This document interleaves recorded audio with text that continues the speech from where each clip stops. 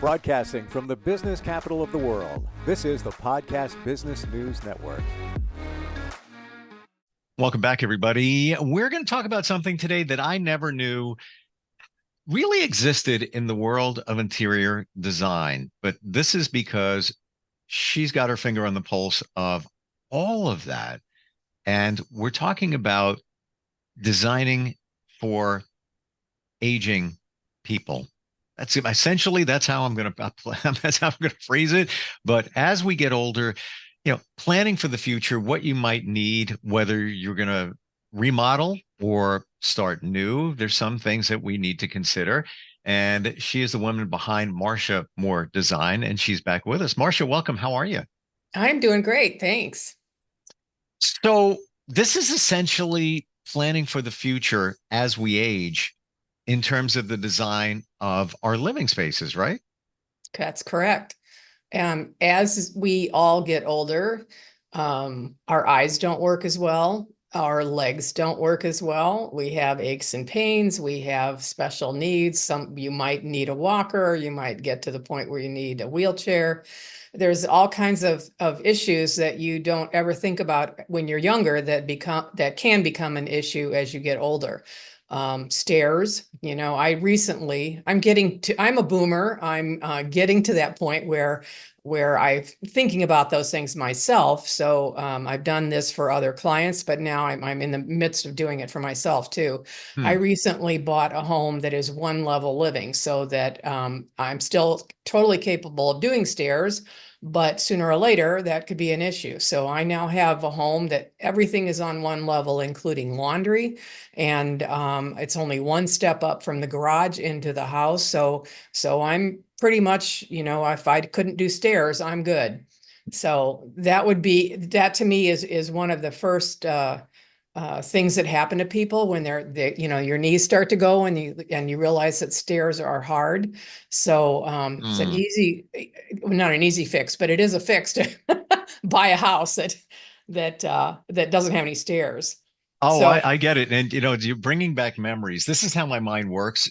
You say something and then my brain gets massaged. So the last house I was in, which I sold 2 years ago, when I first moved in 2014, upstairs bathroom had the laundry, the washer and dryer in the bathroom. And I'm thinking, but and because that couple was older and a little bit larger, she just didn't want to go into the basement, which was 3 floors down. It was a high ranch. So I'm like, well, that's going to be the kids' bathroom. All right, let's move those down back where they were. So I go to do that and come to learn that they built the door frame after they were in there.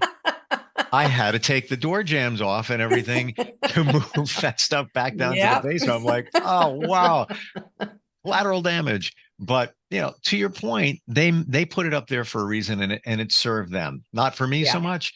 But those are part of the considerations. And I got to tell you, I was younger than they are, a little more agile. I was pain in the butt going down into the 3 flights down. Yeah, it is. Carrying, baskets of laundry. Yeah.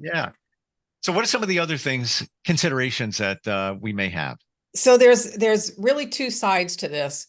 One is if you're getting a new home, what do you need? What do you want to put into it? How do you want to create a new home so that it will function for you? And the other is if you have an existing home and you need to remodel it in order to stay where you are.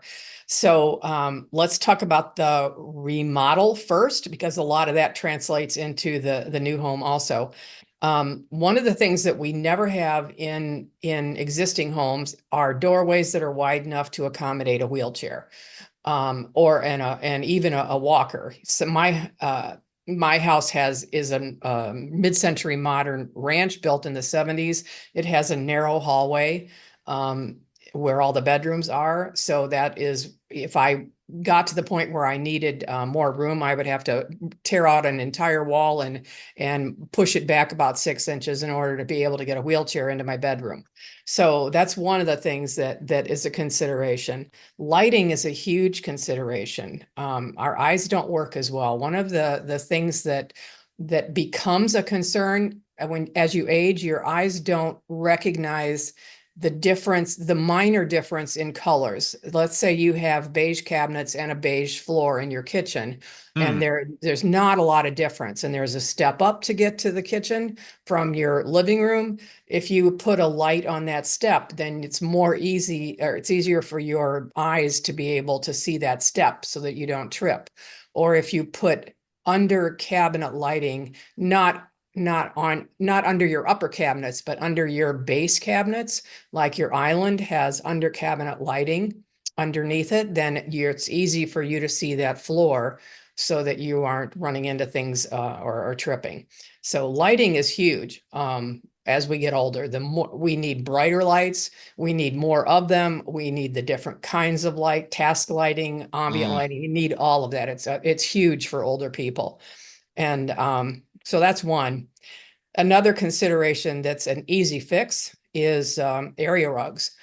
When you start to shuffle, you can't, your legs aren't working as well and you're shuffling. It's very easy to trip on area rugs. So taking up area rugs and have nothing but either hardwoods or tile floors or something rather than carpet is much easier for your tripping. There's no tripping hazard there. I'm right there with you on the lighting thing because where I am now, my favorite room is my bedroom. And I believe it's because there's so much light. It is Hmm. just open, bright, and airy. And I'm like, I'm loving it. Living room, not so much. It's got light, but there aren't a lot of windows and glass sliding door, and it's okay. But I don't feel the same thing. And I don't think it's just because of the vibration. I think it's also there's not the same amount of light. I just don't feel that pop in there. Yeah. So yeah, I didn't think of that until you just said it. So a lot of people have lighting, outdoor lighting on stairs. Like if you have stairs going up to your front door and and it's dark outside, they'll have little lights that are next to the stairs. That's a good thing to put inside if you have stairs, is the lights that are next to the to each step so that you can see those steps better. Even if you have an overhead light on, the steps might be in shadow and your eyes don't Mm. work as well. So having lighting on your steps is a huge thing. Ooh, and now that brings me to even in my I don't have a lot of lighting on my stairs. Um, and I find myself very carefully walking down those stairs. Hmm. And I had my daughter's friend was over, and he is probably 16. He even said to me the other day, "Whoa, whoa, those stairs, you got to be careful on." He's 16. So I carefully navigate them. Not that it's any different from any other stairs, but I Right. believe because of the lighting, The uh, lighting, yeah. yeah, and just the configuration, and there's a lot of stairs from the up to the Hmm. down. You just got to, you got to be careful. And an easy thing to do to help with stairs is add a railing on both sides. By code, you have to have a railing on one side, but if you put a railing on both sides, then you can have two hands to help you down the stairs, as opposed to just one hand. So that's a huge help and an easy fix. You know, uh, question: how many stairs is code where you need a railing? At least one. I think it's different in different places, but around here they say about three. If you have three stairs, you don't need a railing, but more than three, you do. Hmm. Because in that high ranch I described, going down from the top to the first level, there was probably maybe six treads, and there was a railing on one side. On the other side, going to now the basement level, or the last lower level, there was no railing, and I'm trying to remember how many treads, but uh, either Yeah, way, that wouldn't meet code around here. well, guess who put a railing in? I did it Yeah. because it was just I had just bad I had a bad feeling, and Hmm. again, you're carrying laundry up and Yeah. down three flights of Yeah. stairs. Didn't want to take a chance, so yeah, I think they're essential for sure. Yep. I agree. Let's talk about doors a little bit. Normal doors are a lot of doors are 30 inches wide. You need 32 to 30. 32 is good for a walker. 36-inch wide doors are better for wheelchairs. So that's something that's very difficult to change in an existing home.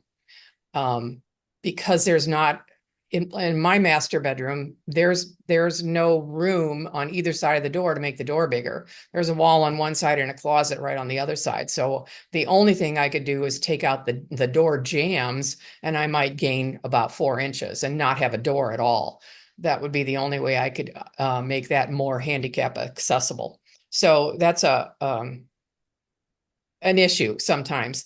There is a thing, and I haven't used these yet, but I know they exist. There's something called a swing clear hinge, where the hinge makes the entire door swing clear as opposed to part of the door sticking out into the doorway, which is normal. So it's kind of hard to envision. But when you open your door, if your door is 2 inches thick, that 2 inches is sticking into your doorway. So your 30-inch doorway is really only 28 inches of space.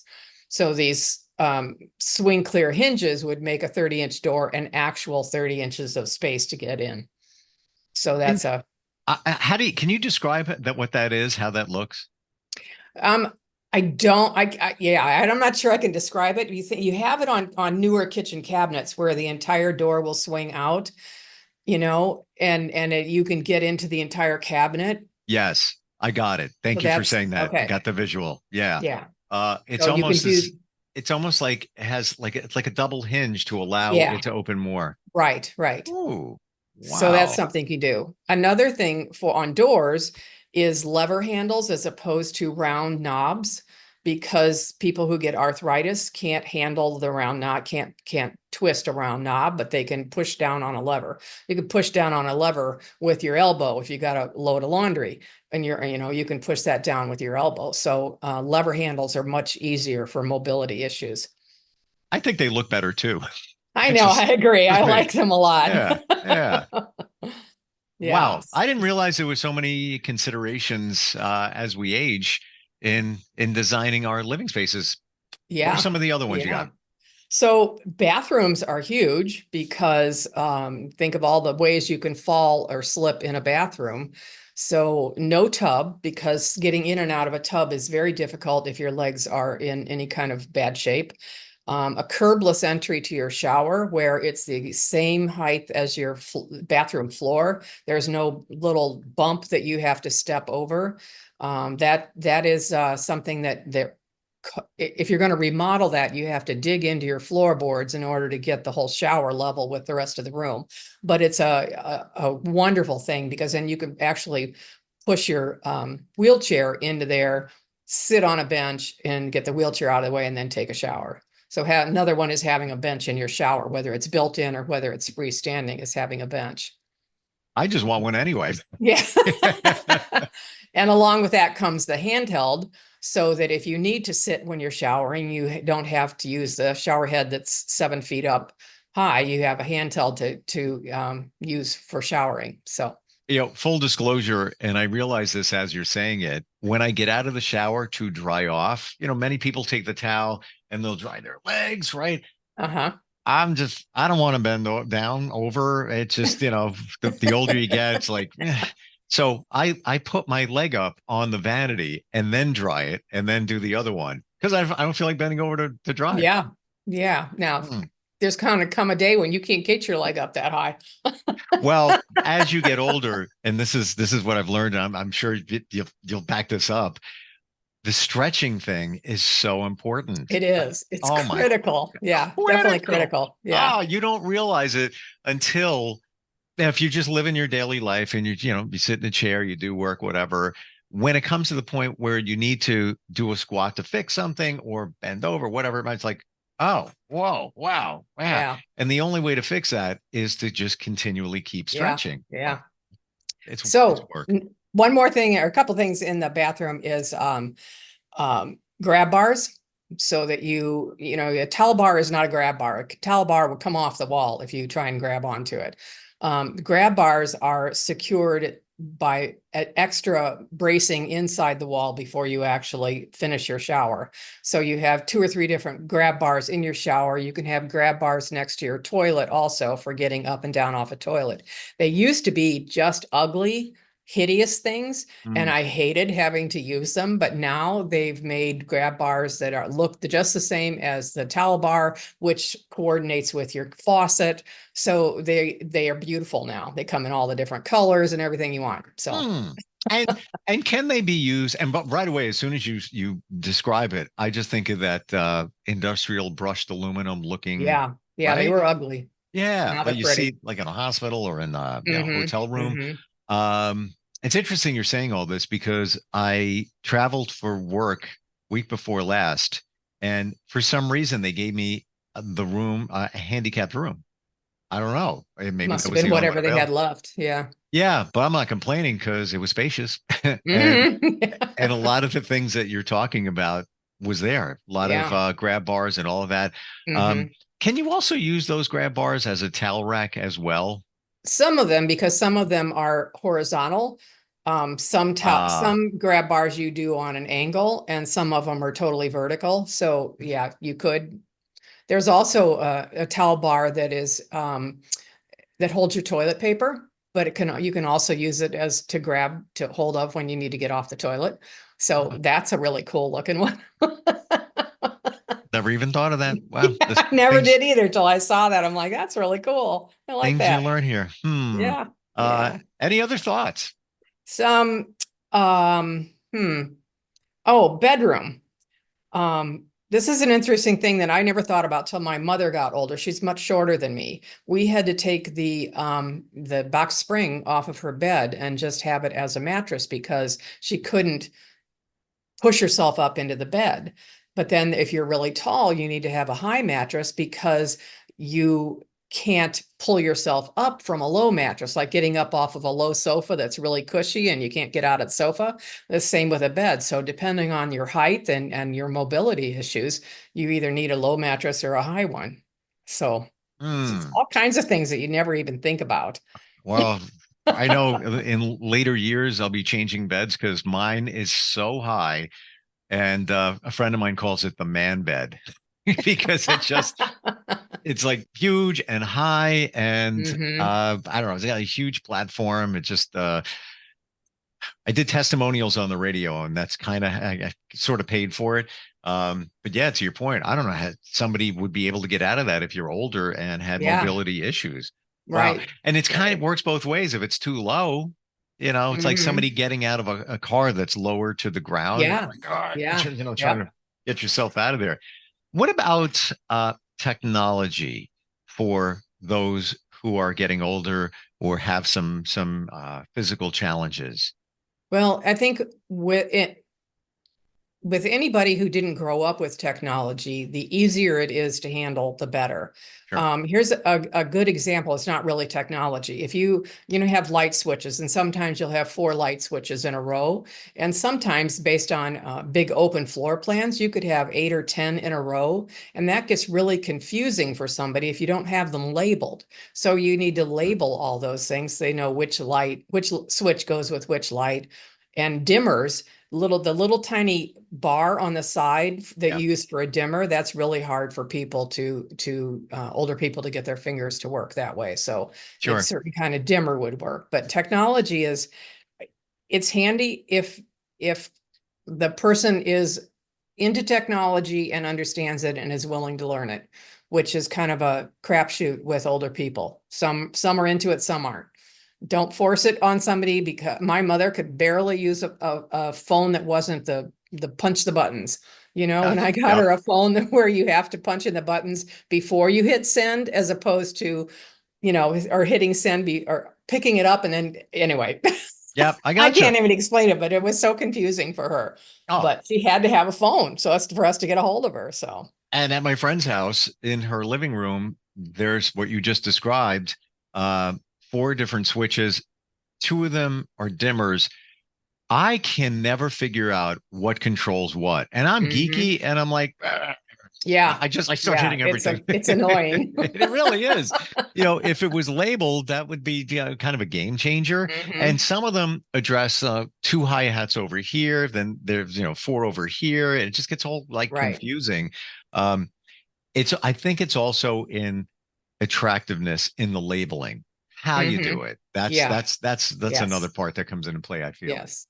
And one of the technologies that a lot of people want, whether they're into technology or not, is security systems Yes. when you get older, because you're not capable of helping yourself out when somebody gets into the house. So thankfully, there's a lot of new technologies for that are easy to use and yeah. But that's a big one. And simple. Needs to be simple. I think, especially security systems, it's got to be very intuitive and just punch in the code, arm, and punch it in and disarm, and that's it.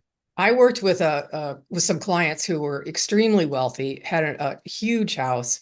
He was the typical absent-minded professor kind of personality. He was so brilliant, but day-to-day life kind of he didn't understand it. So they had a security system, and every time he tried to use it, he would either set it off or not, or it wouldn't set, or it was just so confusing to him that he quit using it. And we were doing all kinds of remodeling on his home. And while we were there, they got broken into.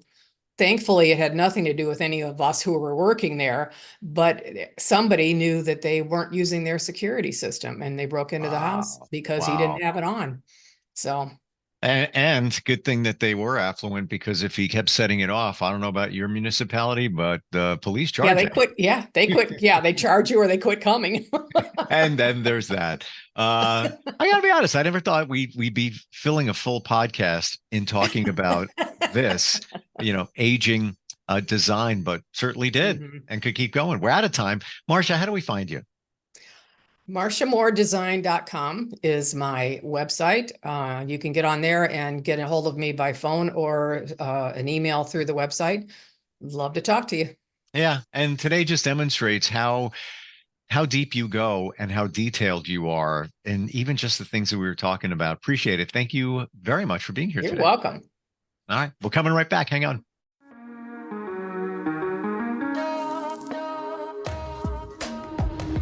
Broadcasting from the business capital of the world, this is the Podcast Business News Network.